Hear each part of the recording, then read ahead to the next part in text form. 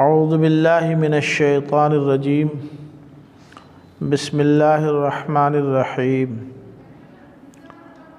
وقال الملأ من قوم فرعون اتذر موسى وقومه ليفسدوا في الأرض ويذرك وآلهتك قال سنقتل أبناءهم ونستحيي نساءهم وإنا فوقهم قاهرون قال موسى لقومه استعينوا بالله واصبروا إن الأرض لله يورثها من يشاء من عباده والعاقبة للمتقين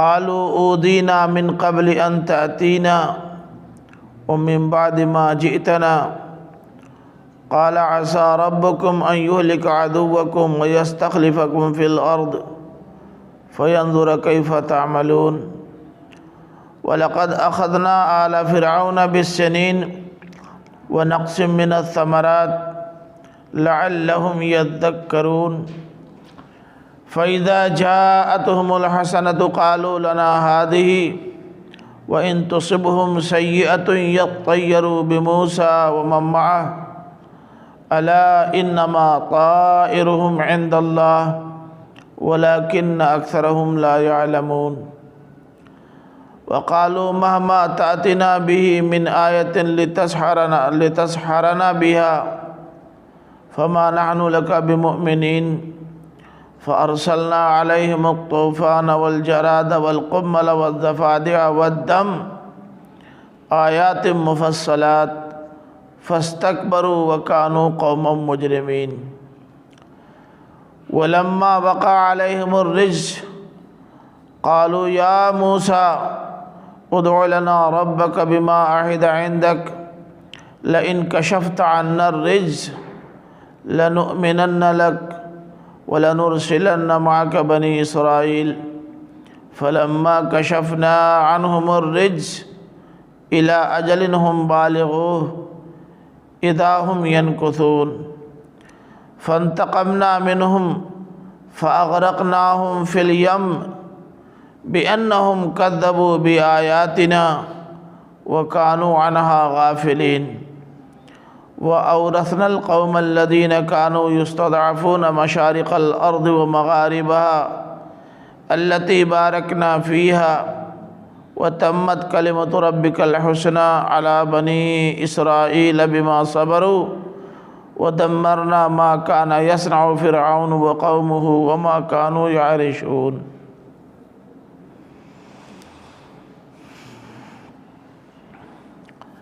قصہ چل رہا ہے فرعون اور حضرت موسیٰ علیہ السلام کا،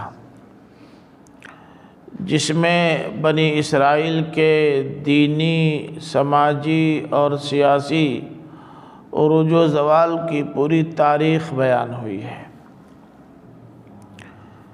پیچھے آ چکا ہے کہ حضرت موسیٰ نے فرعون کے سامنے اسلام کا پیغام رکھا، لیکن اس نے ماننے کے بجائے رسالت کی دلیل مانگی، اور حضرت موسیٰ علیہ السلام نے دو زبردست دلیلیں پیش کر دیں، ایک عصا اور دوسرے ید بیضا کی۔ نہ ماننے والے نہیں مانتے، اور نہ ماننے کے لیے کوئی نہ کوئی بہانہ تلاش کرتے ہیں۔ ان کو بھی نہیں ماننا تھا، اس لیے انہوں نے ان دونوں معجزات اور نشانیوں کو جادوگری قرار دے دیا، جادوگری کا کرشمہ۔ پھر مقابلہ ہوا جادوگروں سے حضرت موسیٰ علیہ السلام کا۔ ظاہر ہے کہ جادو معجزہ کا مقابلہ کر نہیں سکتا، شکست کھا گیا۔ تو جب جادو شکست کھا گیا تو جادوگروں کی سمجھ میں آ گیا کہ یہ جادو نہیں ہے، واقعی معجزہ ہے، اور یہ ہماری طرح کے کوئی پیشہ ور نہیں، فی الواقع رسول ہیں۔ چنانچہ وہ حضرت موسیٰ پر اور ان کے رب پر ایمان لے آئے۔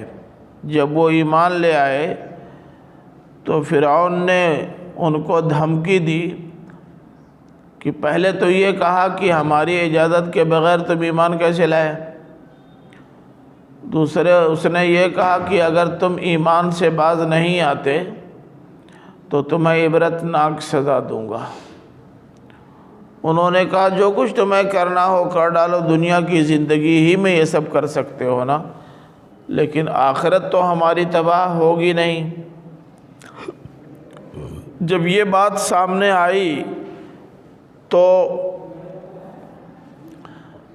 فرعون کی کابینہ کے اہم ترین وزراء نے، جن کو ملأ سے تعبیر کیا گیا ہے، انہوں نے اپنے رہنما فرعون کو یہ سجھاؤ دیا کہ سر دست آپ ان سے تعرض مت کیجیے، ان کو چھوڑ دیجیے۔ لیکن اس کے بعد جب یہ سامنے آ گیا کہ جادوگر بلائے گئے، مقابلہ ہو گیا، شکست کھا گئے، تو اب انہی سبوں نے یہ مشورہ دیا کہ اب کسی قیمت پر ان کو مت چھوڑیے، کیونکہ اگر یہ چھوٹے رہ گئے تو ہمارے لیے ایک بہت بڑا چیلنج بن جائیں گے۔ کہاں وہ مشورہ کہ فی الحال ٹچ مت کیجیے، اور کہاں یہ مشورہ کہ صفحہ ہستی سے ان کو مٹا دیجیے۔ ایک پہلو کا ذکر ہو چکا، دوسرا پہلو یہاں آ رہا ہے۔ فرمایا کہ وَقَالَ الْمَلَأُ مِنْ قَوْمِ فِرْعَوْنَ أَتَذَرُ مُوسَىٰ وَقَوْمَهُ لِيُفْسِدُوا فِي الْأَرْضِ وَيَذَرَكَ وَآلِهَتَكَ۔ قوم فرعون کے سرکردہ لیڈروں نے کہا کہ جناب والا، کیا آپ موسیٰ اور اس کی قوم کو یوں ہی چھوڑے رکھیں گے کہ وہ زمین میں فساد مچائیں، لا اینڈ آرڈر کا مسئلہ پیدا کریں، لوگوں کے ایمان اور عقیدے سے کھلواڑ کریں، آپ کو بھی چھوڑ دیں اور آپ کے معبودوں کو بھی چھوڑ دیں،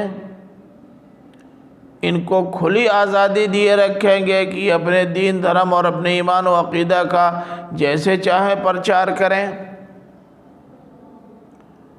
اگر ایسا آپ کریں گے تو اس ملک کے لیے یہ کوئی نیک شگون نہیں ہوگا، اس لیے فی الفور اب ان پر طاقت کا استعمال ہونا چاہیے۔ یہ سجھاؤ دیا۔ وعلیکم السلام۔ اب تو میں کلاس میں آ گیا ہوں اسرائیل صاحب، میں 11 بجے سے پہلے نہیں آ پاؤں گا، کہہ دیجئے گا، بتا دیجئے گا۔ یذرکا و آلہتکا کے مفہوم کے تعین میں مفسرین کا اختلاف ہے۔ عام طور پر مفسرین کا خیال یہ ہے کہ خود فرعون کے بھی اپنے معبود تھے، وہ بھی معبود تھا اپنی قوم کا، لیکن اس کے علاوہ بھی معبود تھے جن کی پوجا قوم کے علاوہ وہ خود بھی کرتا تھا۔ اسی مناسبت سے تذرکا و آلہتکا آیا ہوا ہے۔ بعض مفسرین کا خیال یہ ہے کہ یہ بات صحیح نہیں ہے، وہ اپنے آپ کو رب اعلیٰ کہتا تھا، جیسا کہ سورہ نازعات میں ہے نا، ذرا کھولی سورہ نازعات دیکھ لیجئے، آیت نمبر 24۔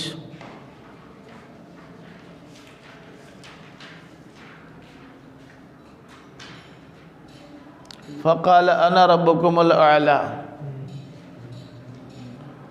تو بعض مفسرین یہ کہتے ہیں کہ جو خود اپنے آپ کو رب اعلیٰ کہتا تھا، وہ دوسرے معبودوں کی پرستش کیسے کر سکتا ہے؟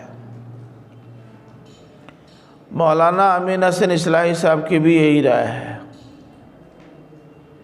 تو اب سوال پیدا ہوتا ہے کہ پھر آلہتکا کی کیا تعویل ہوگی؟ آپ کو چھوڑ دیں اور آپ کے معبودوں کو چھوڑ دیں؟ تو ان مفسرین کا جواب یہ ہے کہ پورے مصر میں فرعون نے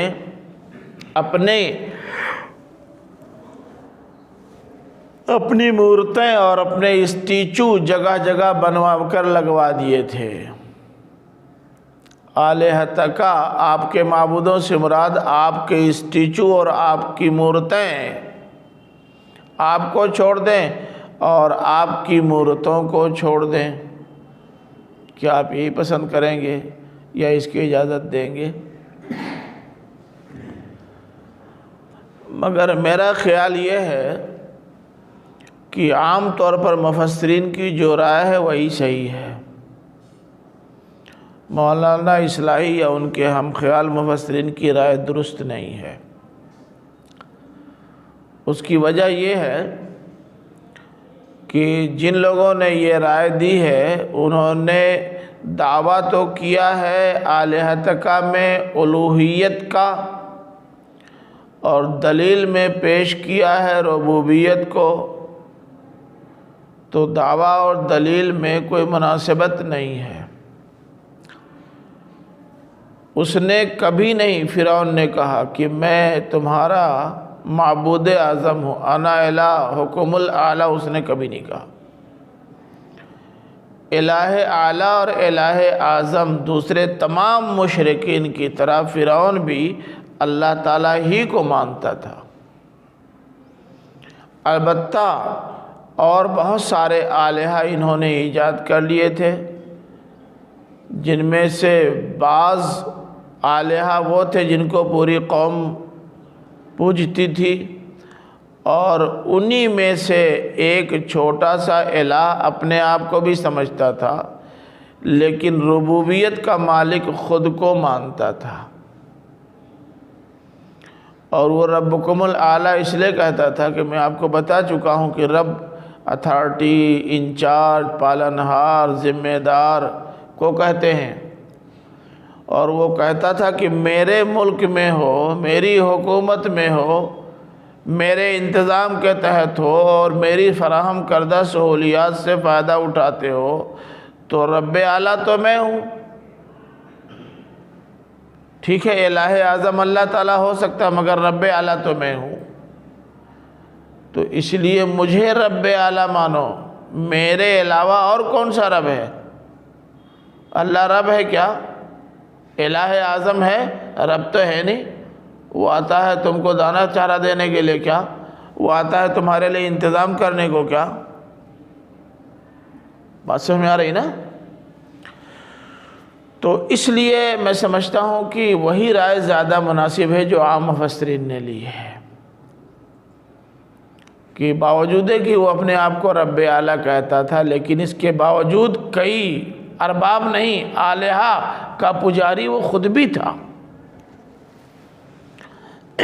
تو یذرک و آلہتک سے اشارہ اسی جانب کرنا ہے کہ کیا آپ ان کو چھوڑ دیں گے کہ یہ آپ کو بھی نظر انداز کر دیں، آپ کی ربوبیت تک کا پاس و لحاظ نہ رکھیں، اور وہ آپ کو ایک عام انسان کی حیثیت دے دیں، سورج دیوتا کا اوتار آپ کو نہ مانیں، اور پھر آپ جن معبودوں کو پوجتے ہیں ان کو بھی نہ پوجیں، اس کا موقع فراہم کریں گے کیا؟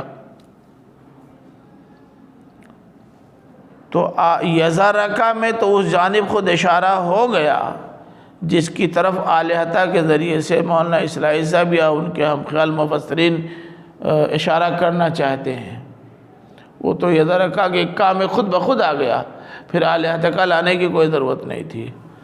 اس لیے میرے نزدیک عام مفسرین کی رائے ہی زیادہ موزوں ہے۔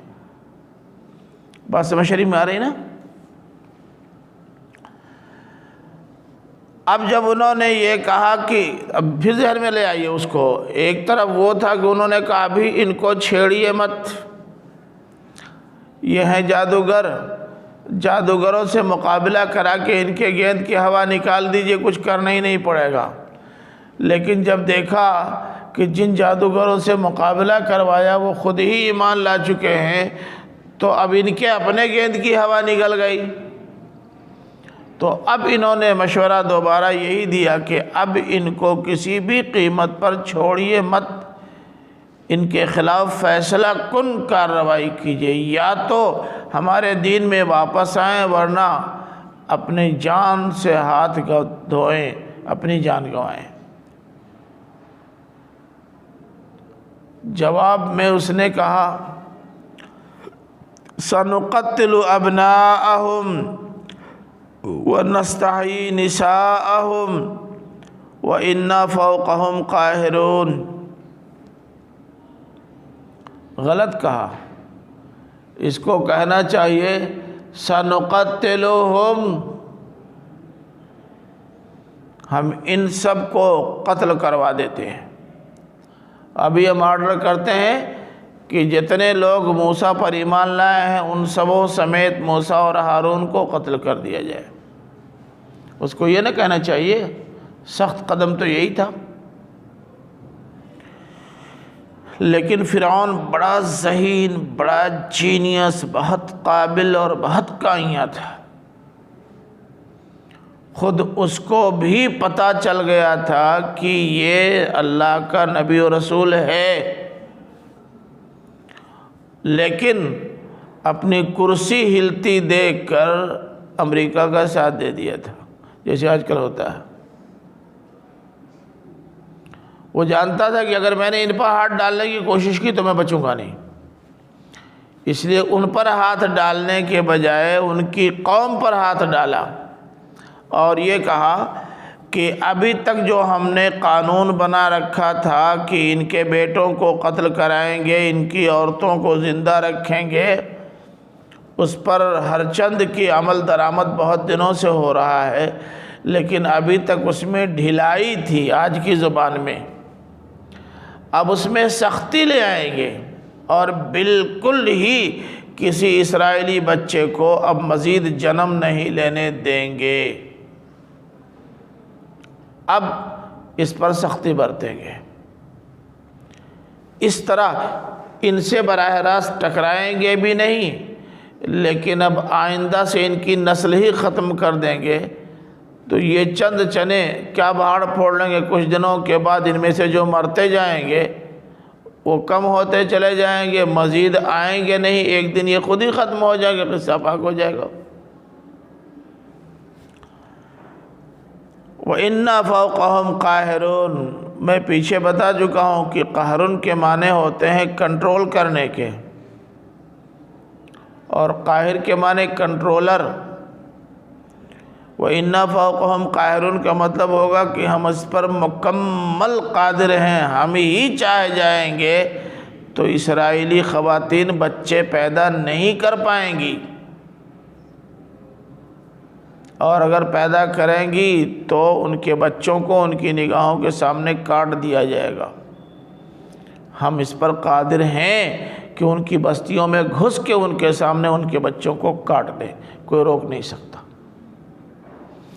اس لیے مزید پریشان ہونے کی ضرورت نہیں ہے، بس قانون پر عمل درآمد میں ہم سختی شروع کیے دیتے ہیں، مسئلہ حل۔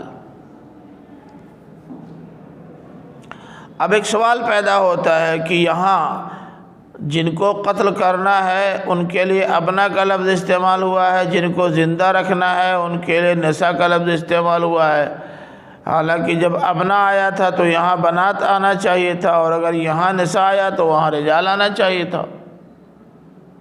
کیوں؟ تقابل کا تقاضا تو یہی ہے۔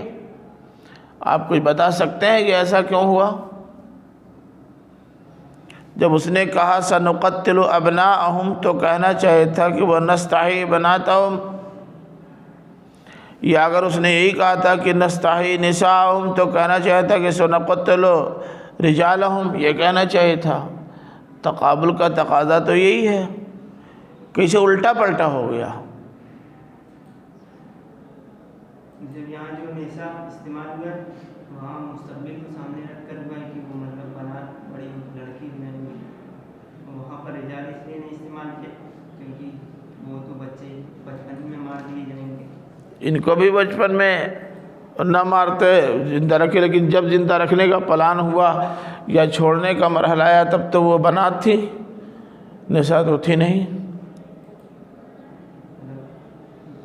بڑا کر کے زندہ رکھ کے بڑا کریں گے عورت۔ بات آپ کی صحیح ہے، مگر وہ اس کو یوں کہیے کہ ابنا کا لفظ اس لیے استعمال ہوا ہے تاکہ ان کو معلوم ہو جائے کہ ان کی نسلوں کا خاتمہ ان کے بچپن ہی میں قتل کے ساتھ ہو جائے گا، اور ان لڑکیوں کے لیے عورتوں کا استعمال اس لیے ہوا ہے کہ ان لڑکیوں کو بڑی کر کے ان سے عورتوں والا کام لیا جائے گا۔ اب عورتوں والے کام میں ظاہر ہے کہ گھریلو سارے کاموں کے علاوہ ان سے جس کی جنسی تسکین کا سامان بھی ہے، اور وہ نساء ہی سے ممکن ہے، بنات سے نہیں۔ تو ان عورتوں سے جو کام اور جس مرحلے میں کام لینا ہے اس کے پیش نظر نساء استعمال کیا، اور ان مردوں کو جس مرحلے میں ختم کر دینا ہے، رجال بننے ہی نہیں پائیں گے، تو ان کے اس مرحلے کا خیال جی۔ قال موسیٰ لقومہ استعینوا باللہ واصبروا، حضرت موسیٰ کو جب یہ معلوم ہوا کہ فرعون نے یہ پروگرام بنا لیا ہے اور یہ طے کر لیا ہے کہ اب اسرائیلی نسل کو آگے بڑھنے نہیں دینا ہے، قانون ہر چند کی بہت پہلے بن چکا ہے، لیکن عمل درآمد میں اب سختی کریں گے، تو انہوں نے اپنی قوم کے لوگوں سے کہا، بالخصوص وہ جو ان سے متاثر تھے اور ان پر ایمان کے دعوے دار تھے، کیا کہا؟ دیکھو بھائی، ظلم کی جو چکی چلنے والی ہے، جسے پارلیمنٹ ہاؤس میں پاس کر دیا گیا ہے، ایوان صدارت میں جسے منظوری مل گئی ہے، تو منظوری ملنے کے بعد تو عمل درآمد شروع ہو جاتا، عمل درآمد ہوگا۔ اور یہ حالات بڑے سخت اور سنگین ہیں۔ ان حالات سے نمٹنے کے لیے دو ہتھیار بڑے کارگر ہیں، استعینوا باللہ واصبروا، اللہ سے مدد طلب کرو اور صبر کرو۔ اللہ سے مدد طلب کرنے کا سب سے اعلیٰ ذریعہ ہے اس کی بارگاہ میں، اللہ کی بارگاہ میں جھکنا، اس کے حکم کے مطابق نماز پڑھنا، اور تنہائی میں رات میں اٹھ کر اس سے رونا اور گڑ گڑانا۔ تو یہ استعینوا باللہ نماز کا استعارہ ہے، وَاصْبِرُوا اور صبر کرو۔ آپ جانتے ہیں اصبروا کا مطلب ہے آنے والی مصیبتوں کو جھیل لینا اور اپنے موقف پر سختی کے ساتھ ڈٹے رہنا، یہی اصبروا ہے۔ اصبروا کا لفظ تو ڈٹنے اور صبر کرنے کے لیے بہت واضح ہے، اس لیے اس کا کوئی ثبوت لانے کی ضرورت نہیں ہے۔ البتہ نماز استعانت کا بہت بڑا ذریعہ کیسے ہے، اس کے لیے سورہ مزمل کھولیے۔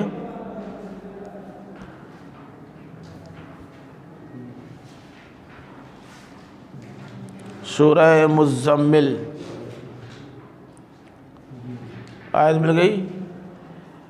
نبی کریم صلی اللہ علیہ وسلم اور مسلمانوں پر جب عرصہ حیات تنگ کیا گیا اور سخت اذیتوں سے دوچار کیا گیا، تو اللہ تعالیٰ نے علاج بتایا تھا اپنے پیغمبر کو کہ ان حالات سے نمٹنے کے لیے اور اس صورتحال سے نبردآزما ہونے کے لیے رات میں نماز کا سہارا لو، بالخصوص تہجد کی نماز کا۔ چنانچہ کیا کہا تھا؟ یا ایھا المزمل قم اللیل الا قلیلا نصفہ او انقص منہ قلیلا او زد علیہ ورتل القرآن ترتیلا، اے غم کے مارے چادر میں لپٹے لپٹائے رہنے والے اٹھ اور بارگاہ خداوندی میں کھڑے ہو رات کی تنہائی میں، آدھی رات سے کچھ کم، آدھی رات سے کچھ زیادہ۔ ان ناشئۃ اللیل ہی اشد وقعا واقوم قیلا، یہ رات میں اٹھنا تمہارے لیے کئی پہلوؤں سے بہت موزوں ہے۔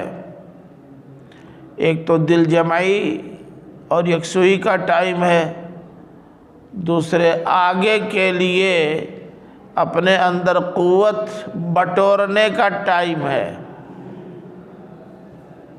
سمجھا آپ نے؟ یہ ہے استعانت باللہ، اللہ سے مدد چاہنا۔ اور تمام بڑے لوگوں نے اللہ تعالیٰ سے مدد اسی کے ذریعے چاہیے۔ غزوہ بدر میں اللہ کے رسول صلی اللہ علیہ وسلم کے رات کے سجدے میدان بدر میں آپ کو یاد ہیں؟ یہ بہت اہم، بہت مفید ہے۔ تو ایک بات تو یہ کہ اپنے موقف پر ڈٹے رہو، آزمائشیں آئیں گی ان کو صبر کے ساتھ برداشت کرو، اور اللہ تعالیٰ سے اپنا تعلق مضبوط کرو۔ ان ظالموں کے ظلم کے مقابلے میں تمہارے لیے یہی دو ہتھیار ہیں۔ ان الارض للہ، سنو، زمین کل کی کل اللہ کی ہے، فرعون کی نہیں ہے۔ یہ مصر کی سرزمین بھی اللہ کی ہے۔ یورثها من یشاء من عبادہ، وہ اپنے بندوں میں سے جس کو چاہتا ہے اس کا وارث بناتا ہے۔ ابھی تک فرعون کو اس کا وارث بنایا، اب وہ چاہے گا تو فرعون کو وہاں سے برخاست کر کے کسی اور کو اس کا وارث بنا سکتا ہے۔ اس لیے ان کا مقابلہ جو اللہ سے مقابلہ ہے، فی الواقع اللہ سے مقابلے میں یہ جیتیں گے نہیں، شکست کھائیں گے، اطمینان رکھو۔ والعاقبۃ للمتقین، اور انجام کار متقیوں کے لیے ہے، جو اللہ سے ڈرنے والے ہیں۔ بالآخر نتیجہ ان کے حق میں آئے گا، فیصلہ ان کے حق میں ہوگا، اس لیے گھبرانے اور پریشان ہونے کی ضرورت نہیں ہے۔ دو باتیں کہیں، ایک تو یہ کہ مشکل حالات سے نمٹنے کے لیے دو ہتھیار چاہیے، دونوں اکٹھا کرو۔ دوسری بات یہ کہ زمین کا اصل مالک فرعون نہیں، اللہ تعالیٰ ہے۔ جب تک چاہے گا اس کے ہاتھ میں زمین رہے گی، جب چاہے گا اس کو ہٹا دے گا، کسی اور کے حوالے کر دے گا۔ تو یہ ایٹھنے کا حق کہاں سے رکھتا ہے جس کے پاس خود اپنی طاقت اپنے کو بچانے کی نہ ہو؟ جواب میں ان کو کیا کہنا چاہیے؟ ان کو تو جواب میں وہ کہنا چاہیے جو مومنین کہا کرتے ہیں کہ اے اللہ کے رسول آپ بالکل پریشان نہ ہوں، ہم کو انشاءاللہ آپ ثابت قدم پائیں گے، ستجدنی انشاءاللہ من الصابرین، یہ کہنا چاہیے۔ لیکن آپ جانتے ہیں کہ بنی اسرائیل کتنے کمزور ایمان کے تھے، ان کے ایمان کی کمزوری کھل کے سامنے آ گئی۔ انہوں نے کہا، ان کی بے یقینی اور ضعیف الاعتقادی ہی کا نتیجہ ہے جو زبان سے ادا ہوا۔ انہوں نے کہا اوذینا من قبل ان تأتینا ومن بعد ما جئتنا، جناب آپ کے آنے سے پہلے بھی ہم ستائے گئے، اور اب آپ کے آنے کے بعد بھی ستائے جا رہے ہیں۔ آپ کے آنے سے فائدہ کیا ہوا؟ تب بھی ہم ظلم کی چکی میں پستے تھے، اب بھی ظلم کی چکی میں پس رہے ہیں۔ تو آپ کے آنے اور آپ پر ایمان لانے اور آپ کا ساتھ دینے کا حاصل کیا ہے؟ جب ہم کو ظلم ہی سہنا ہے، چاہے اس صورت میں سہے چاہے اس صورت میں، تو آپ کے ساتھ رہنے کا کیا فائدہ؟ ان دیوانوں کو یہ نہیں معلوم کہ ظلم سہنا ہے ایسے بھی، لیکن ہمارا ساتھ دینے کے نتیجے میں آخرت کی زندگی سنور جائے گی، یہ سمجھ میں نہیں آ رہا ہے۔ مستقبل تابناک اور روشن ہو جائے گا، یہ سمجھ میں نہیں آ رہا ہے۔ ہماری اپنی برادری پھر سے اوپر اٹھ جائے گی، یہ سمجھ میں نہیں آ رہا ہے۔ غلامی سے نجات مل جائے گی، یہ سمجھ میں نہیں آ رہا ہے۔ معیار زندگی تبدیل ہو جائے گا، یہ سمجھ میں نہیں آ رہا ہے۔ پھر حضرت موسیٰ علیہ السلام نے ان سے کہا، قال عسى ربكم ان يهلك عدوكم ويستخلفكم في الارض فينظر كيف تعملون۔ انہوں نے کہا بہت ممکن ہے کہ تمہارا رب تمہارے دشمن کو ہلاک کر دے۔ میں بار بار بتا چکا ہوں کہ عصا جب آتا ہے تو اس کے بعد امکان غالب کا فائدہ ملتا ہے، بہت حد تک تیقن کا معنی سامنے آتا ہے۔ یعنی بس یوں سمجھو، اسے پکا سمجھو، عسیٰ ربکم کا مطلب اسے پکا سمجھو کہ تمہارا رب تمہارے دشمن کو ہلاک کر دے گا اور تم کو زمین میں خلافت عطا کرے گا۔ اب چاہے اس سرزمین میں خلافت عطا کرے، چاہے کسی اور سرزمین میں خلافت عطا کرے، لیکن تم کو غلام اور رعایا سے اٹھا کر حکمراں اور سردار بنا دے گا۔ بھئی یہاں حکومت مل جائے تب بھی حکومت، وہاں حکومت مل جائے تب بھی حکومت، حکومت تو حکومت۔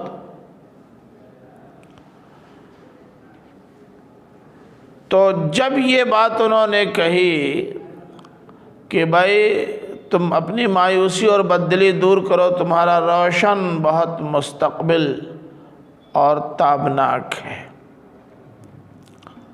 لیکن یہ بات ذہن میں رہے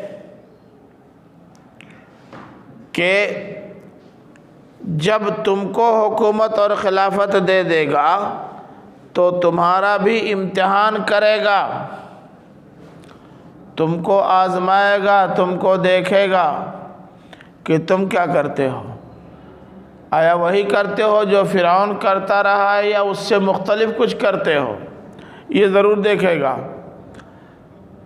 اس کا مطلب یہ ہے، یہ اسلوب بتا رہا ہے کہ بس تھوڑا سا انتظار کرو، اب اس کا ٹینشن مت لو کہ تمہاری یہ محکومی کے دن کتنے لمبے ہوں گے، یہ بہت مختصر ہے۔ اب سوچو اس پر کہ جب حکومت تمہاری ہو جائے گی تو تم کیا کرو گے۔ یوں سمجھو کہ اس الیکشن کے بعد تمہاری سرکار پکی، تو اب یہ ٹینشن مت لو کہ ہماری سرکار بنے گی کہ نہیں، یہ سمجھ لو کہ بنے گی۔ اب یہ طے کرو کہ تمہاری سرکار بن جائے گی تو تم کیا کرو گے۔ اگر وہی کرو گے جو انہوں نے کیا تو پھر تمہاری حکومت بھی چھن جائے گی، اور اگر تم وہ کرو گے جو اللہ کو مطلوب ہے تو تمہاری حکومت باقی رہے گی۔ الارض سے اشارہ مولانا اصلاحی صاحب کی رائے قوی معلوم ہوتی ہے۔ وہ کہہ رہے ہیں الارض سے اشارہ ارض فلسطین کی طرف ہے، اور ان کی بات اس لیے صحیح معلوم ہوتی ہے کہ خود آگے آیت نمبر 137 میں آ رہا ہے، دیکھیے وَأَوْرَثْنَا الْقَوْمَ الَّذِينَ كَانُوا يُسْتَضْعَفُونَ مَشَارِقَ الْأَرْضِ وَمَغَارِبَهَا الَّتِي بَارَكْنَا فِيهَا۔ ہم نے ان لوگوں کو وارث بنایا جو مشرق و مغرب کی سرزمینوں کا جو کمزور بنا کے رکھے گئے تھے، جن میں ہم نے برکتیں رکھی تھیں۔ اب یہ التی بارکنا مشرق و مغرب کا وہ علاقہ جہاں اللہ تعالیٰ نے برکتیں رکھی تھیں، مشرق سے مصر سے مشرق اور مغرب کا پورا علاقہ یہ فلسطین کا علاقہ تھا۔ تو آگے والی آیت تو خود کھول دے رہی ہے کہ یہاں کی حکومت ملے چاہے نہ ملے، لیکن اس کے مشرق و مغرب کی وہ حکومتیں جو برکتوں سے بھری پوری ہیں، اس کی حکومت تمہارے ہاتھ میں آئے گی۔ اچھا، اس کو التی بارکنا حولہ سے تعبیر کرنے کی کئی وجہ ہو سکتی ہے۔ دو وجہ بڑی اہم ہے۔ ایک تو یہ کہ واقعی وہ برکتوں کی سرزمین ہے، وہاں انبیاء اور رسول بڑی تعداد میں پیدا ہوئے۔ اب یہ گویا التی بارکنا سے اشارہ مردم خیزی کی طرف ہے، یعنی بڑا مردم خیز ایریا ہے۔ دوسرے یہ کہ یہ وہی سرزمین ہے جس کو پوری دنیا میں سب سے بڑی منڈی ہونے کا شرف ایک طویل عرصے تک حاصل رہا ہے، یہاں تک کہ خود نبی کریم صلی اللہ علیہ وسلم کے زمانے میں بھی دنیا کی سب سے بڑی منڈی وہی شام کا اور فلسطین کا علاقہ تھا۔ تو اس سے بھی سرزمین سے اشارہ اسی سرزمین کی طرف معلوم ہوتا ہے۔ پھر بعض جگہوں پر تو بڑی صراحت کے ساتھ موجود ہے کہ وہ مسجد اقصیٰ کے آس پاس کی زمین، وہی نا فلسطین کا علاقہ ہے، اس کو اللہ تعالیٰ نے بارکنا سے تعبیر بھی کیا ہے۔ سورہ بنی اسرائیل کی پہلی آیت ہے، سبحان الذی اسریٰ بعبدہ لیلا من المسجد الحرام الی المسجد الاقصی الذی بارکنا حولہ۔ مسجد اقصیٰ کے ارد گرد والی سرزمین کو بارکنا فیہا سے تعبیر کیا ہے۔ تو ان تمام سے اندازہ ہوتا ہے کہ مولانا اصلاحی صاحب والی رائے زیادہ مناسب ہے۔ سورہ سبا میں بھی آپ نے پڑھا ہے، آیت نمبر 18 ہے کہ وَجَعَلْنَا بَيْنَهُمْ وَبَيْنَ الْقُرَى الَّتِي بَارَكْنَا فِيهَا قُرًى ظَاهِرَةً۔ الَّتِي بَارَكْنَا فِيهَا سے وہاں بھی اشارہ شام اور فلسطین کی سرزمین کی طرف ہے، کیونکہ سبا کا علاقہ اور فلسطین کا علاقہ، ان دونوں کے بیچ میں وہ قرن ظاہرتاً تھی جن کا ذکر ہوا ہے، اور یہ شاہراہ یہاں سے ہو کر شام اور فلسطین ہی گئی تھی۔ تو دلائل بہت سارے ہیں، اس لیے ان کی رائے زیادہ قوی لگتی ہے۔ جن لوگوں کا خیال یہ ہے کہ حضرت موسیٰ اور ان کی قوم بعد میں آ کر پھر ارض مصر کی حکمراں بنی، اس کا کوئی تاریخی ثبوت نہیں ہے۔ دریا پار کرنا، سمندر پار کرنا تو ثابت ہے، مگر پھر واپس آنا ثابت نہیں ہے۔ ہاں یہ ضرور ثابت ہے کہ جب ادھر چلے گئے تو ایک بڑی آبادی اور بڑی بستی میں اللہ تعالیٰ نے ان کو رہنے کا موقع فراہم کر دیا، لوگ وہاں جا کے آباد ہو گئے، اور وہاں کے باشندے مارے ڈر کے گھر بار علاقہ چھوڑ کے بھاگ گئے۔ بات سمجھ رہے ہیں؟ تو اتنی دلیلیں ان کی رائے کو قوی قرار دینے کے لیے کافی ہیں، مزید گفتگو کی ضرورت نہیں ہے۔ حالانکہ اور بھی کئی پہلو ہیں جن کی وضاحت تاریخی نقطہ نظر سے کی جا سکتی ہے۔ وَلَقَدْ أَخَذْنَا آلَ فِرْعَوْنَ بِالسِّنِينَ وَنَقْصٍ مِّنَ الثَّمَرَاتِ لَعَلَّهُمْ يَذَّكَّرُونَ۔ وہ بات پوری ہو گئی، اب پھر گفتگو ہو رہی ہے۔ درمیان میں حضرت موسیٰ علیہ السلام نے اپنی قوم سے جو خطاب کیا، وہ خطاب ذرا لمبا ہو گیا ہے، بات پھر وہیں سے جڑ گئی، فرعون اور موسیٰ سے۔ اللہ تعالیٰ نے فرمایا کہ جس فرعون اور اس کی قوم نے حضرت موسیٰ کے لیے اور ان پر ایمان لانے والوں کے لیے زمین تنگ کی، ہم نے ان کو بھی ان کو تنگ کر دیا۔ فرمایا کہ ہم نے آل فرعون کو سنین اور پھلوں کی کمی میں پکڑ لیا، لعلہم یذکرون، تاکہ یہ یاد دہانی حاصل کریں۔ یذکرون اصل میں کیا ہے؟ یتذکرون نا، کس باب سے ہے؟ باب تفاعل سے، وہی اصول جو ابھی پیچھے گزرا ہے اسی اصول کے تحت یذکرون ہو گیا ہے۔ اب دیکھیے، جب فرعون اور فرعونیوں نے بنی اسرائیل پر گھیرا تنگ کر دیا تو اللہ تعالیٰ نے کووڈ-19 بھیج دیا. کیوں؟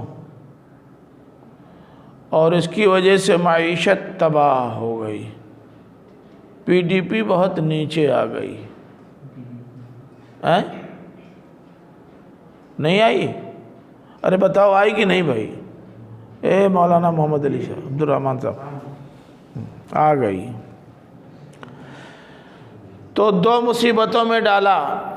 سنین تو سنتن کی جمع ہے جس کے معنی اصلاً سال کے ہوتے ہیں، لیکن یہ قحط سالی کی تعبیر کے لیے بہت معروف اسلوب ہے. تاریخ و دول العرب الاسلام میں اسی لفظ کے ذریعے سے آپ نے قحط وغیرہ کا ذکر پڑھا ہے. تو ایک تو قحط مسلط کر دیا، اے مولوی صاحب، سوکھا آ گیا، سوکھا. اور ظاہر ہے کہ جب خشک سالی ہو جائے تو پیداوار یا تو بہت کم ہو جاتی ہے یا نہیں رہ جاتی. ایک تو اس مصیبت میں ڈال کر ان کے تمام معاشی لوگوں سے مضبوط اور مستحکم لوگوں کی کمر توڑ دی.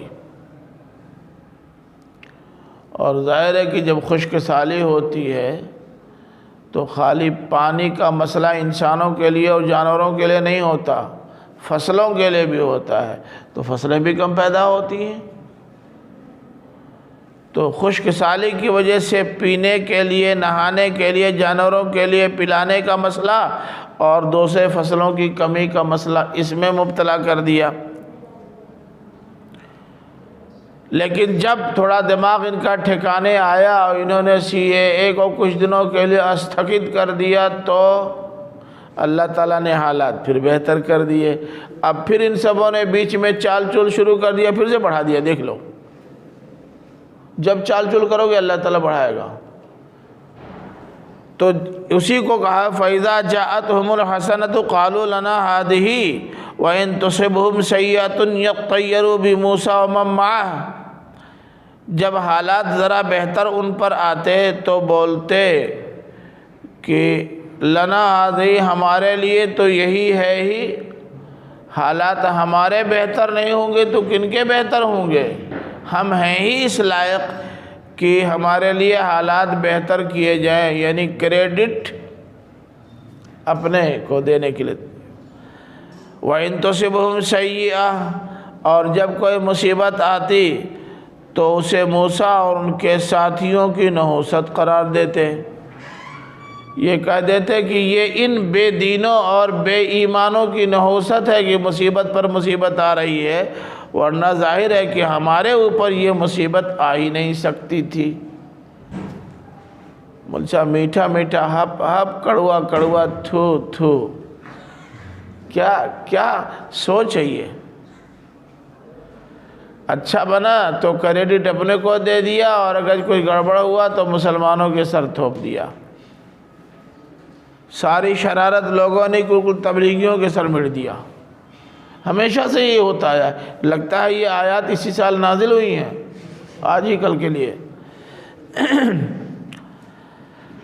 الا انما طائرهم عند اللہ ولکن اکثرهم لا يعلمون. سنو، ان کا نصیبہ، ان کی قسمت اللہ کے پاس، یعنی اللہ کی مٹھی میں ہے. ان کے ساتھ کیا ہونا ہے یہ اللہ تعالیٰ کے ہاں طے کیا ہوا رکھا ہے، بس اس پر نفاذ باقی ہے. یہ ہماری نحوست قرار دے رہے ہیں نا، بہت جلد پتہ چل جائے گا کہ منحوس کون ہے. لیکن ان کی اکثریت اس حقیقت کو جانتی نہیں کہ نحوست کردار سے ہوتا ہے. یہ نحوست جو چھائی ہوئی ہے نا، یہ بد کرداروں کی نحوست تو ہو سکتی ہے، گڈ کیریکٹر والوں کی نحوست کیسے ہو سکتی ہے؟ یہ بات سمجھنی چاہیے، لیکن اکثر لوگ نہیں جانتے. کیونکہ جب سوچ بدل جاتی ہے اور اینک لگا دیا جاتا ہے رنگین، تو جس رنگ کا اینک ہوتا ہے دنیا ویسی نظر آنے لگتی ہے. وَقَالُوا مَهْمَا تَأْتِنَا بِهِ مِنْ آيَةٍ لِتَسْحَرَنَا بِهَا فَمَا نَحْنُ لَكَ بِمُؤْمِنِينَ. اب انہوں نے ڈائریکٹ موسیٰ سے کہا کہ میاں جو بھی نشانی تم ہمارے پاس لاؤ گے کہ اس کے ذریعے تم ہمیں مسحور کر دو، لاؤ، لیکن یاد رہے کہ ما نحن لک بمؤمنین، ہم تمہاری بات باور کرنے والے ہیں نہیں، چاہے جتنی نشانی لے آؤ لیکن ہم تم کو خدا کا رسول نہیں مانیں گے، تمہاری فراہم کردہ گائیڈ لائنز پر عمل درآمد نہیں کریں گے۔ تم چاہتے ہو کہ اپنی چکنی چپڑی باتوں سے ہم کو مروبر متاثر کر دو اور اپنی گفتگو اور دلائل کا جادو ہم پر چلا دو، یہ نہیں ہو سکتا۔ تو جب انہوں نے سنین اور نقص ثمرات کے عذابوں سے دوچار ہونے پر ذرا کچھ اپنے سختی میں کمی پیدا کی تو اللہ تعالیٰ نے پھر سے ان کو سنبھلنے کا موقع دے دیا، لیکن جب انہوں نے سنبھالا لیا تو پھر حضرت موسیٰ کو چیلنج کرنا شروع کر دیا۔ تو اب کے بار اللہ تعالیٰ نے ان پر دوسرے انداز کا عذاب بھیجنا شروع کر دیا۔ یہ بھی عذاب ہے، سنین بھی، نقص من الثمرات بھی، اور وہ بھی سب عذاب ہے جو آگے آ رہے ہیں، لیکن ان عذابوں کو تنبیہی عذاب کہا جاتا ہے، یا آپ یوں کہیں کہ یہ سب آیات ہیں، اللہ تعالیٰ کی نشانیاں ہیں۔ تو جب انہوں نے کہا فما نحن لک بمؤمنین، ہم تمہاری بات کسی قیمت پر نہیں مانیں گے، تو اللہ تعالیٰ نے تھوڑا ان کو جھٹکا دیا کہ یہ ماننے کے لیے تیار ہو جائیں۔ ان پر بھیجا طوفان۔ مولوی صاحب طوفان آیا، طوفان جانتے ہیں؟ تیز ہوا، آندھی، چکرورتی اور سونامی، سمندری طوفان، اور ایک بار نہیں، دہ دنادن، ابھی مڑئی گری ہے، 2-4 دن کے بعد جیسی ٹھوکا پھر طوفان آ گیا، پھر انتظار کرنے کے بعد ٹھیک ٹھاک کیا، پھر طوفان آ گیا، فصل تیار جیسے ہی ہوئی پھر سونامی آ گیا، پھر بڑی مشکل سے کھیت ٹھیک ٹھاک کیا اور جیسے ہی فصل بویا پھر سونامی آ گیا۔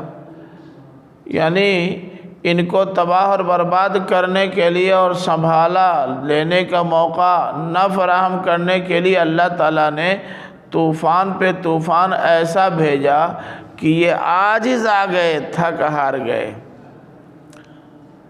اور انہوں نے کہا اے موسیٰ ادع لنا ربک بما عہد عندک لئن کشفت عنا الرجز لنؤمنن لک ولنرسلن معک بنی اسرائیل۔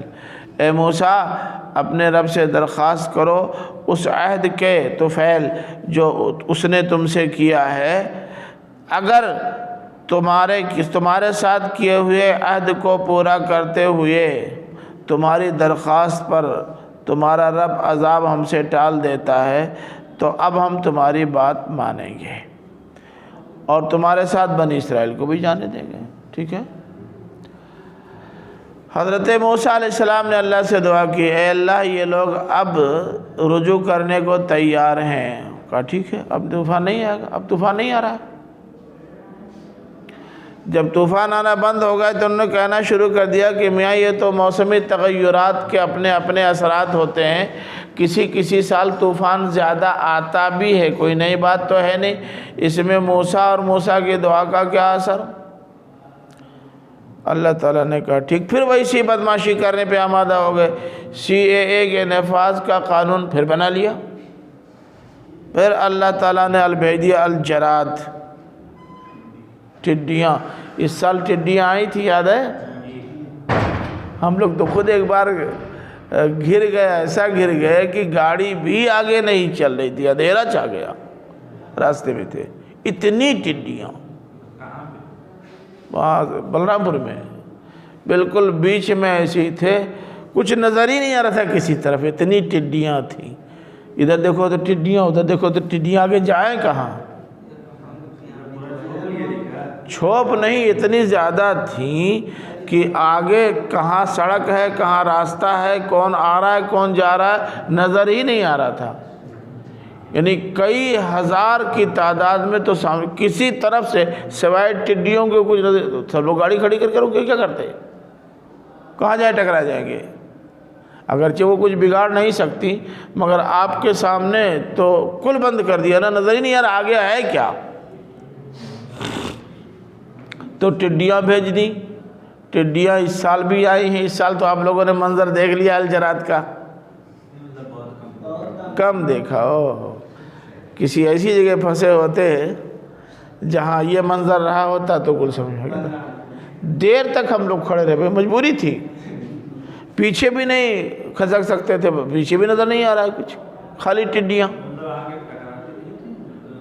ٹکراتی ہیں، مرتی ہیں، کل ہیں، لیکن خربوں کی تعداد میں ایک آدھ ارب مر بھی جائیں گی تو ان کا کیا بگڑے گا؟ وہ کوئی انسان تو آپ کی طرح نہیں کہ اپنی جان بچانے کے لیے بھاگیں، ان کا ریلا ہے تو ہے۔ تو یہ تو اللہ تعالیٰ نے ٹڈیاں بھیجو۔ ٹڈیاں جانتے ہیں ٹڈیوں کو کترتے دیکھا ہے پتیاں؟ تو نہیں دیکھا، ہم نے تو دیکھا ہے، اتنی بڑی تعداد میں ہوتی ہیں، ایک ایک پتی پر کئی کئی ٹڈیاں ہوتی ہیں، اور جب وہ بیٹھتی ہیں تو ایسے مان لو کہ ایسے کھاتی ہیں، یہاں منہ لگایا تو یہیں سے کترتے کترتے ایسے ایسے کترتے چلی جاتی ہیں، یہاں جو بیٹھی ہیں کترتے کترتے، جب ختم ہو گئے اڑ گئی۔ ایک ہی پتی پر 3 بیٹھی اور 10 سیکنڈ کے اندر پوری پتی صاف، خربوں کی تعداد میں ہوتی ہیں، تو جہاں وہ بیٹھتی ہیں 10-15 منٹ میں کل ختم کر دیتی ہیں، چاٹ کے صاف کل۔ اب آپ کیا کریں گے؟ ڈنڈے سے ماریے، پتھر سے ماریے، دھواں جلائیے، کیمیکل ڈال دیجئے، کل مر جائیں گی، مگر اپنی فصل تو نہیں بچا سکے۔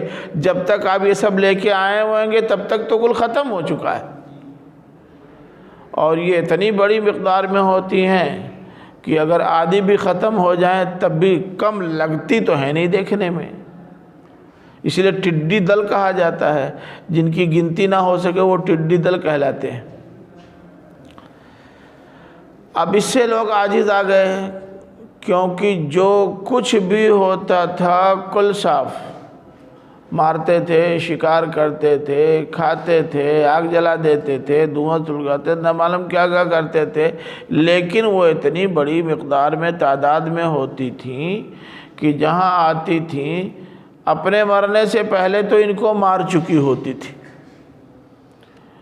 اور بار بار آ رہی، کوئی فصل ان کی کسی چیز کی محفوظ نہیں رہ گئی۔ تھک ہار کے انہوں نے پھر کہا ادعو لنا ربک یا موسیٰ ادعو لنا ربک بما عہد عندک لئن کشفت عنا الرجز لنؤمنن لک ولنرسلن معک بنی اسرائیل۔ پھر حضرت موسیٰ، پیغمبر بڑے ہمدرد ہوتے ہیں، بڑے نرم دل ہوتے ہیں، انہوں نے دعا فرمائی، اللہ تعالیٰ نے یہ مصیبت پھر دور کر دی۔ پھر وہی کی تو ہوتا ہے کہ کبھی کبھی ٹڈیوں کا زور بڑھ جاتا ہے، ماضی میں بھی ایسا ہوتا آیا ہے، تالی بجا دو بھاگ جائیں گی، مسئلہ حل۔ یہ لال بجھکڑ جو ہوتے ہیں نا، لال بجھکڑی کرتے ہیں، اور جتنے پاگل دنیا میں ہوتے ہیں کل ان کی بات مان لیتے ہیں۔ تو اللہ تعالیٰ نے کہا ٹھیک، اب ایک اور نوعیت کا عذاب بھیجا، القمل۔ قمل کے معنی جوں، کھٹمل، کل اسی میں آتے ہیں، بستر والی جوں بھی، بال والی جوں بھی، اور کپڑے والی جوں بھی، تینوں جوں دیکھا ہے آپ نے؟ بے وقت پیدا ہوئے، دیکھا نہیں؟ ہم لوگوں کے بچپن میں جب آپ لوگوں کی طرح سے پانی کی بہت زیادہ سہولت نہیں تھی، کہیں بھی نہیں تھی، اصلاح پہ نہیں تھی، تو کربلا کا میدان 3-4 مہینے ہوتا تھا، جو نل تھے 2 ہی 3 چلتے تھے، گرمی کے موسم میں اپریل سے پانی کی قلت کا مسئلہ پیدا ہو جاتا تھا۔ پینے کو لوگ ترستے تھے، نہانا تو دور کی بات، مجبوراً تمام پابندیوں کے بعد لوگ مجبوراً بھاگ کے اسی پوکھرے میں جاتے تھے، نہا کے آتے تھے۔ پابندی تھی اس لیے کہ اس میں کئی بار لوگ ڈوب گئے ہیں، 2 لڑکے تو اصلاح کے ڈوب گئے تھے، سگے بھائی، تو اس لیے پابندی تھی۔ مگر کریں کیا، نہیں نہائیں گے تو کئی دن نہیں نہائیں گے، اور یہ زیادہ دنوں نہ نہانے، گرمی میں کئی دن نہ نہائے تو جو نہیں پیدا، تو کپڑے والی جو سفید سفید ہوتی تھی، سفید، اور بال والی جو کالی کالی ہوتی ہے۔ ابھی زمانے میں نہ بال والی جو ہے نہ کپڑے، اور یہ بستروں میں اور چارپائیوں میں رہنے والی جو جس کو کھٹبل کہتے ہیں وہ لال لال ہوتی ہے۔ یہ 3 کلر کی کمبل تو آپ کے یہاں ابھی بہت جلدی تک تھی، اب جا کے ختم ہوئی ہیں۔ میں سمجھتا ہوں 15-20 سال زیادہ ہوا، اب بھی ہیں، لو کہہ رہے ہیں اب بھی ہیں۔ مطلب ان برادریوں میں جائیے جہاں جلدی لوگ نہیں نہاتے، خانہ بدوشوں کی جہاں جا کے دیکھیے، بستر میں بھی، بستر تو چھوڑو، دال میں بھی بگھاڑ دی جاتی ہوں گے، سب گرتی رہتی ہیں، اب بھی ہیں، بات صحیح ہے۔ ہاں مطلب ہیں، اب بھی پہچاننے کی حد تک تو اب بھی ہیں۔ ان کا ریلا اتنا آیا کہ ہر دم یہاں چل رہا ہے، یہاں کہاں ہاتھ لے کر کے جائے، پورے جسم، پھر بستر میں جائے تو وہاں کاٹنے لگے، کھانا نہیں کھا سکتے تھے، کھانا کھائے کہ کھجلاویں، اور وہ بھی کھانا کھا رہے ہیں، اسی میں 10-5 گر گئے، اب کیا کریں، عاجز آ گئے، تھک گئے، ان کے چمڑے موٹے موٹے ہو گئے، کھجلاتے، پھر چلائے، اور حضرت موسیٰ سے کہا، موسیٰ اپنے رب سے درخواست کیجئے، قسم خدا کی اب ایسی غلطی نہیں ہوگی۔ پھر اللہ تعالیٰ نے ٹال دیا، تو پھر انہوں نے یہی کہا کہ یہ موسمی تغیرات کے اثرات ہیں جو کبھی کبھی ہو جایا کرتے ہیں۔ پھر اللہ تعالیٰ نے ان پر الضفادع میڈک بھیج دیے، اور اتنی بھاری تعداد میں میڈک، اتنے میڈک، آپ جوتا پہننے جا رہے ہیں، میڈک جوتا میں بھرے ہوئے ہیں، اب کیا کریں، منہ کھولیں بات کرنے کے لیے 5 میڈک کود کے منہ میں، اب کیا کریں، کان میں گھس گئے کھود رہے ہیں، اب کیا کریں، ناک میں چھوٹے میڈک، سانس نہیں لے پا رہے ہیں، اب کیا کریں، تو ماسک ایجاد کیا آج کل کی طرح۔ ماسک کیا مطلب، مچھردانی پورے جسم کے ماسک بنا لو گے تو چلو گے کیسے، کھاؤ گے کیا، جیو گے کیسے، اتنا ڈھکنا تو ممکن ہے، کل ڈھکنا کیسے ممکن ہے، اور یہ بھی ڈھکنا کیسے ممکن، کبھی تو کھولو گے کھانے کے لیے، تب تک 5 لوگوں کے اندر تھک گئے، تھک ہار کر انہوں نے پھر موسیٰ سے وہی درخواست کی۔ حضرت موسیٰ نے پھر دعا فرمائی، مصیبت ٹل گئی، پھر کہنے لگے کہ یہ سب موسمی تغیرات کے اثرات ہیں۔ پھر اللہ تعالیٰ نے ان کو پکڑا، الدم، خون، اے بھائی ذرا ایک گلاس پانی دینا، صاف پانی نکالا، منہ تک لاتے خون، تھوڑا سا رکھ دو تو بدبو کرنے لگے، پتیلی میں پانی ڈالا ہے کھانا پکانے کے لیے، گرم ہوتے خون اور بدبودار، کیا کھائیں، کیا پئیں، کیسے جئیں، کل خون۔ اس طرح کے کل 9 نشانیاں بھیجنے کے بعد بھی جب لوگ ہوش میں نہیں آئے، اے ملشک، تب لے جا کے سمندر میں ڈبویا ہے۔ آپ کے یہاں قرآن میں آیا نا، کہاں ہے، سورہ بنی اسرائیل میں ہے نا، کھولیے،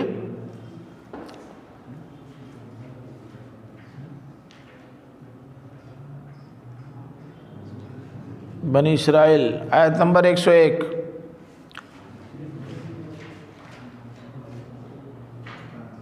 آیت مل گئی؟ ہاں جی، وَلَقَدْ آتَيْنَا مُوسَىٰ 9 آیَاتٍ بَيِّنَاتٍ، ہم نے موسیٰ کو 3 واضح آیات دیں۔ 2 آیات تو پیچھے آیت نمبر 107-8 میں گزری، ذرا دیکھ لیجئے،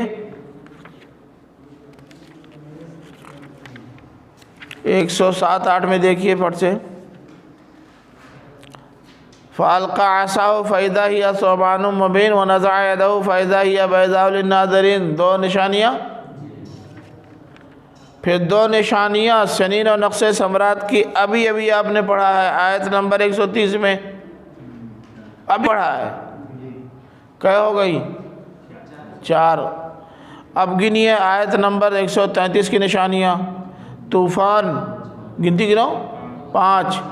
الجراد، القمل، الضفادع، الدم، 9 آیات ہو گئیں. آیات مفصلات یہ وہ نشانیاں ہیں جن کا نشانی ہونا، آیت ہونا بالکل واضح اور کلیئر. مفصلات. فاستکبروا وکانوا قوما مجرمین، تو انہوں نے غرور کیا اور یہ تھے ہی مجرم لوگ، اس لیے نہ غرور چھوڑا اور نہ جرم. اب میں بتا چکا ہوں کہ وَلَمَّا وَقَعَ عَلَيْهِمْ، یہ لما کبھی کبھی کلما کے معنی میں بھی آتا ہے. لما یعنی جب کے بجائے جب کے معنی میں، جب کے معنی میں. اور قرآن مجید نے اس کو جب کے معنی میں استعمال کیا بھی ہے. کہیں گزرا ہے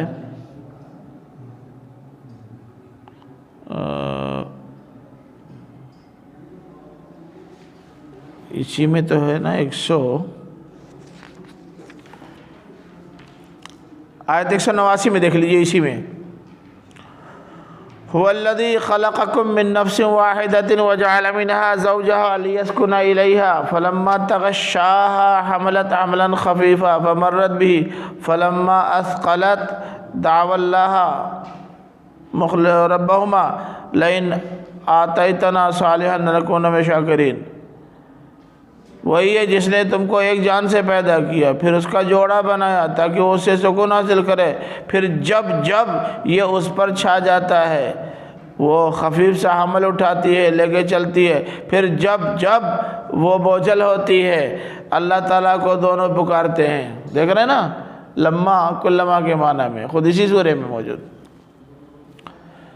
تو فرمایا کہ جب ان پر کوئی آسمانی عذاب یا اللہ تعالیٰ کی طرف سے عذاب آیا، انہوں نے یہی کہا کہ اے موسیٰ ہمارے لیے اپنے رب سے دعا فرمائیے اس عہد کے حوالے سے جو اس نے تم سے کر رکھا ہے. اگر تم نے ہم سے اس مصیبت کو ٹال دیا تو ہم تمہاری بات مان لیں گے اور تمہارے ساتھ بنی اسرائیل کو بھیج دیں گے. فلما کشفنا عنہم الرجز الی اجل ہم بالغوہ اذا ہم ینکثون، تو جب ہم نے ان سے مصیبت ٹالی، یہاں بھی جب ہم نے مصیبت ان سے ٹالی اس وقت تک کے لیے جسے یہ پہنچنے والے تھے. یعنی ایک وقت ہم نے عذاب ٹالنے کے بعد ان کو دیا کہ اگر یہ خود کو سنبھالنا چاہیں تو سنبھال لیں، ورنہ پھر دوسرا عذاب آئے گا. اذا ہم ینکثون، تو ہر بار یہ اپنا عہد توڑ دیتے رہے ہیں. اتنے بدماش ہیں، روز معاہدہ کرتے روز توڑ دیتے ہیں. فانتقمنا منہم، تو ہم نے ان بدماشوں سے آخر بدلہ لے ہی لیا. فاغرقناہم فی الیم، اور ہم نے ان کو سمندر میں ڈبو دیا. بِأَنَّهُمْ كَذَّبُوا بِآيَاتِنَا وَكَانُوا عَنْهَا غَافِلِينَ، اس وجہ سے کہ انہوں نے ہماری آیتوں کی تکذیب کی اور وہ مسلسل اس کی طرف سے لاپرواہ بنے رہے. کبھی انہوں نے پرواہ نہیں کی، کبھی یہ ہوش میں نہیں آئے، کبھی سیریسلی نہیں لیا، تو ہم نے ان کو پھر مجبوراً غرقاب کر کے ہمیشہ کے لیے یہاں سے ختم کر دیا. اب دیکھیے اللہ تعالیٰ نے وعدہ کیا تھا نا کہ ان کو ہم ہٹ مٹا دیں گے اور الارض کا وارث تم کو بنائیں گے، پیچھے گزرا ہے نا، ان کو مٹا دیا. اب دیکھو وراثت دی. وَأَوْرَثْنَا الْقَوْمَ الَّذِينَ كَانُوا يُسْتَضْعَفُونَ مَشَارِقَ الْأَرْضِ وَمَغَارِبَهَا الَّتِي بَارَكْنَا فِيهَا، اور ہم نے ان لوگوں کو جو دبا کے رکھے گئے تھے، کمزور بنا کے رکھے گئے تھے، ان کو الارض کے مشارق و مغارب یعنی پورے فلسطین کے علاقے کو بشمول شام کے، جس میں ہم نے برکتیں رکھی تھیں، ہم نے ان کا ان کو وارث بنا دیا۔ اور تمہارے رب کی اچھی سی بات پوری ہو کے رہی بنی اسرائیل پر، یعنی اچھی سی بات، اچھا وعدہ، تمہارے رب نے جو وعدہ کیا تھا تم سے، وعدہ حسنہ کہ تم کو ہم سرزمین کا وارث بنائیں گے، وہ ہم نے کر دیا۔ بما صبروا، ان کے صبر کے صلے میں، چونکہ انہوں نے پامردی دکھائی، مجبورہ نہیں صحیح لیکن پامردی دکھائی، اڑے ڈٹے اور اپنے رسول کا ساتھ دیا، تو ہم نے ان کو اس انعام سے نوازا۔ وَدَمَّرْنَا مَا كَانَ يَصْنَعُ فِرْعَوْنُ وَقَوْمُهُ وَمَا كَانُوا يَعْرِشُونَ، اور ہم نے تہس نہس کر دیا اس کو جو فرعون اور اس کی قوم کے لوگ بناتے تھے اور جو وہ چڑھاتے تھے۔ ایسا لگتا ہے کہ یصنع فرعون و قومہ سے اشارہ تعمیراتی اور تمدنی ترقی کی جانب ہے، اور ما یعرشون سے اشارہ ان کے باغات اور چمن کی جانب ہے، جن کا غالب حصہ انگور کی بیلوں پر مشتمل تھا، اس کی مناسبت سے عرشن کا لفظ استعمال ہوا ہے۔ مطلب ان کو، ان کے مکانات کو اور ان کی فصلوں کو، سب کو تباہ و برباد کر دیا۔ اور ایک زمانہ وہ آیا کہ کہاں ان کا طوطی بولتا تھا، اور کہاں وہ زمانہ آیا کہ قبطی خاندان جو بچے کھچے وہ ایسا غلام ایسا غلام ایسا غلام ہوئے کہ آج تک قبطیوں کو عروج نصیب نہیں ہوا۔ نبی کریم صلی اللہ علیہ وسلم کی زوجیت میں ایک قبطیہ کو، یا آپ کے حرم میں ایک قبطیہ کو شامل ہونے کا موقع بھی ملا تو اللہ کی مرضی کہ وہ باندھی بن کے ہی رہی۔ صفیہ اور دوسری بادیوں کی طرح زوجہ ہونے کا شرف نہیں مل سکا۔ یہ اللہ تعالیٰ کی طرف سے سب ہوتا ہے۔ اب اس سلسلے میں کوئی بات پوچھنی ہے تو پوچھ لیں۔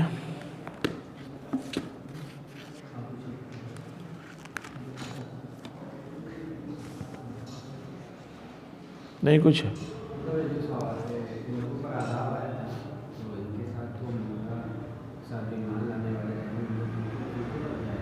دیکھیے ایک بات اچھی طرح سمجھیے کہ یہ عذاب ان پر آیا ہے جن کو آپ قبطی یا فرعونی کہتے ہیں۔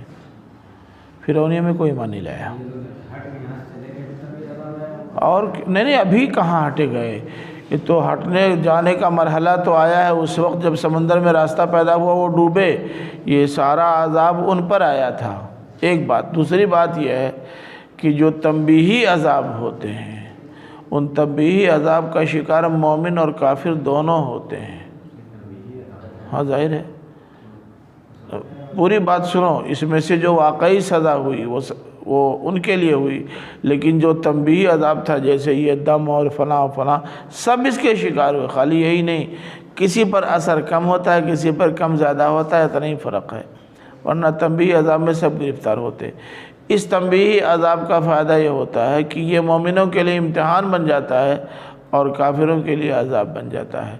اس سے مومنوں کے ایمان میں اضافہ ہوتا ہے اور کافروں کا کفر اپنی انتہا کو پہنچتا ہے، لیکن شکار سب ہوتے ہیں۔ ہاں وہ عذاب جو ختم کرنے کے لیے آتا ہے اس میں کافر ہوتے ہیں، مومن نہیں۔